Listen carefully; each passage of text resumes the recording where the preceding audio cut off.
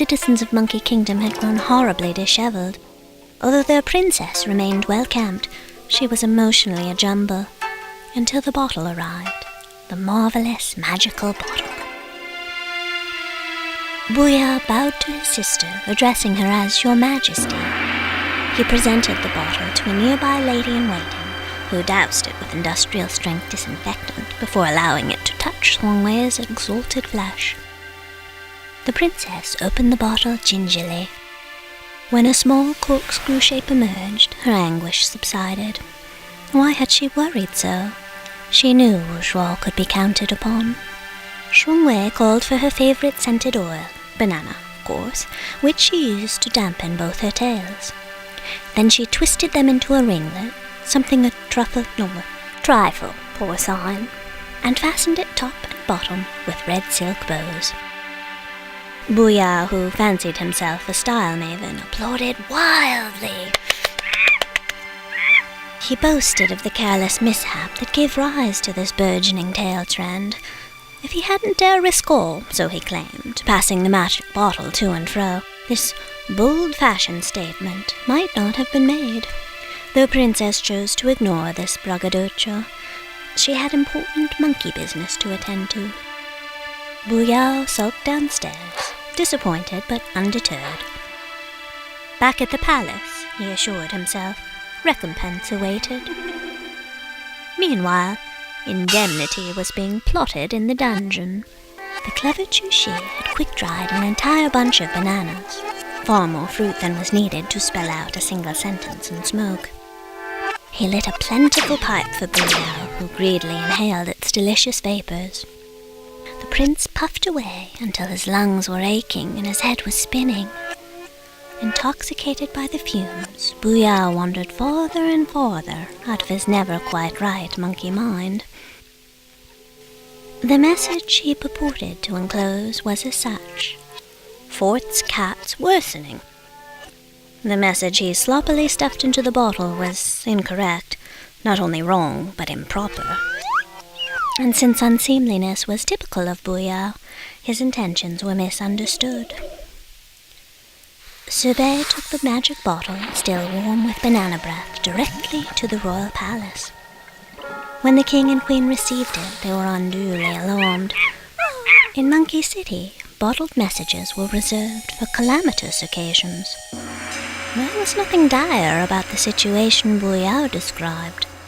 The wayward prince was sentenced to punishment for the sentence, and perhaps that is just what he deserved. While the fouled message had been a blunder, it was likewise a product of spite.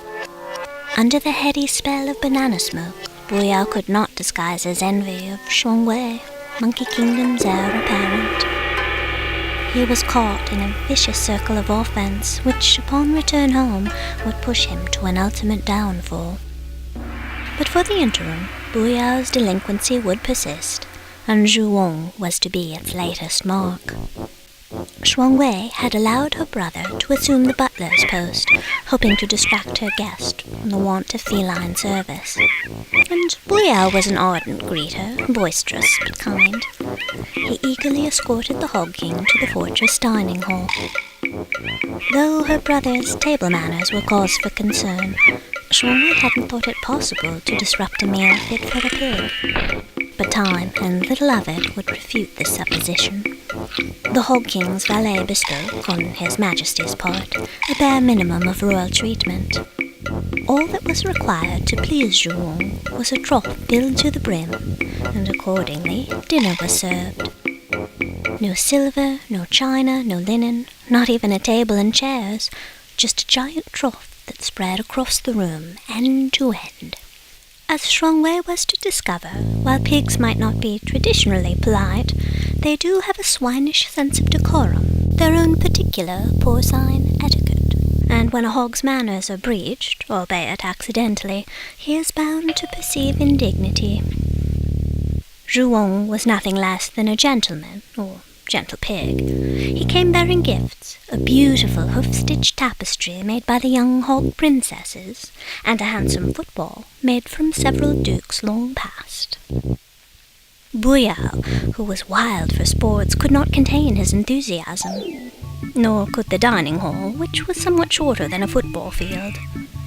The ball might have sailed through the window if not for its leaded guard. It was a fort, after all, well protected against intrusion, and, as it turned out, extrusion too. The football bounced back into the room, breaking copious amounts of treasured porcelain before it landed in the drinking trough, sullying the pure spring water and spilling much of it on the newly carpeted floor.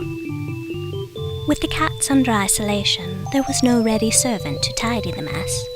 The Hog King questioned the state of affairs, just as Shuangwei presumed he would.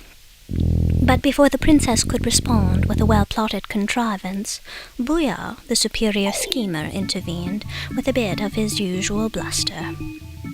Buyao ranted on, claiming the rescue of the race from a scourge of monkey malaise.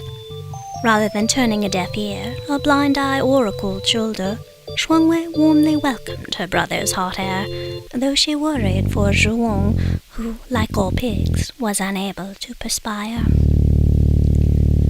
The monkey princess had no wish to deceive the Hog King, or anyone else, regardless of royal lineage. However, she was being faced, and possibly two-faced, with a difficult dilemma. Along with her duplicate tail, and that pesky additional visage, Shuangwei was given extrasensory perception. Her proverbial third eye had bested the cats at masquerade. They appeared to be quite healthy, and more so every day. It was their quarantine, the princess deduced, that had been most ill-considered. Had her judgment been sought, a prompt and thorough investigation of Kitty Corner would have been held, but she was never once consulted regarding this vital decision. Her opinion seemed to be of little value to Monkey Court, and in spite, or perhaps because of this, she was determined to gain Zhuong's esteem, to win Hogland's favor without currying.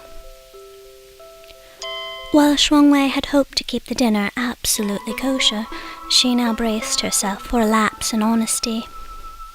She planned to tell the Hog King she'd given her beleaguered servants a week's vacation.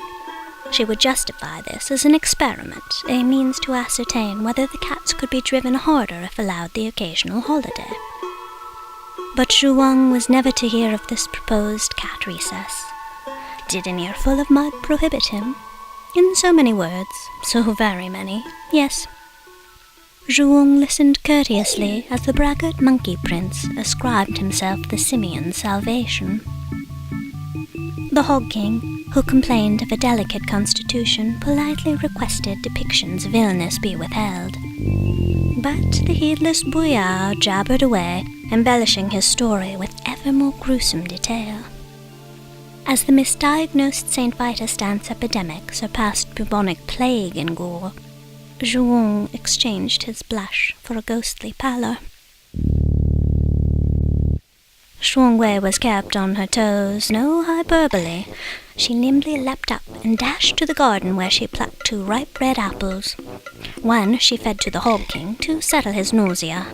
The other she stuffed into her brother's rattling trap. A cork for every blowhole, or so it is professed. Buyao considered serving homemade applesauce for dessert. Fortunately, his attention was